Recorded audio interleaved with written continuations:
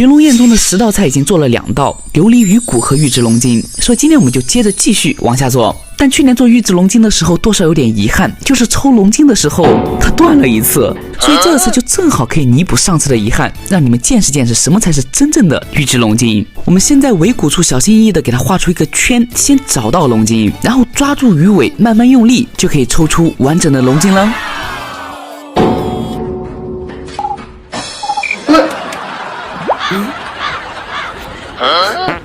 搞错了，再来。不过人生在世难免会有失手的时候，世上无难事，只要肯放弃。所以这次我们再往上移1寸，再试一次。那么接下来就是见证奇迹的时刻了。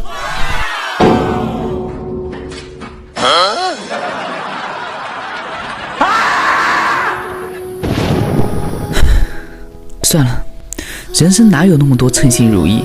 就像你们天天光观看不点赞，点赞了又不关注，关注了又不留言，人生处处都是遗憾。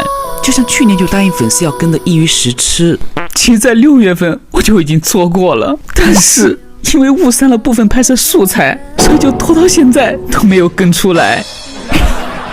所以为了不留遗憾，我们今天就重新再做一遍，不就一鱼10吃吗？只要你们开心，让我做一鱼20吃都不是问题。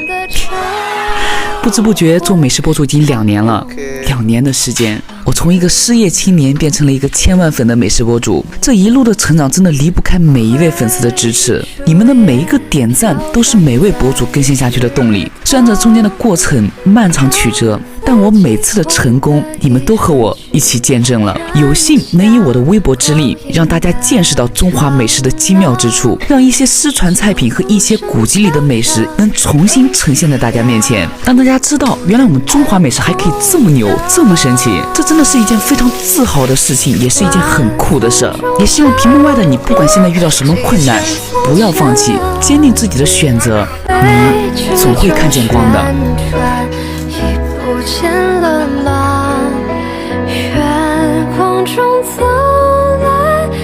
不就是攀比吗？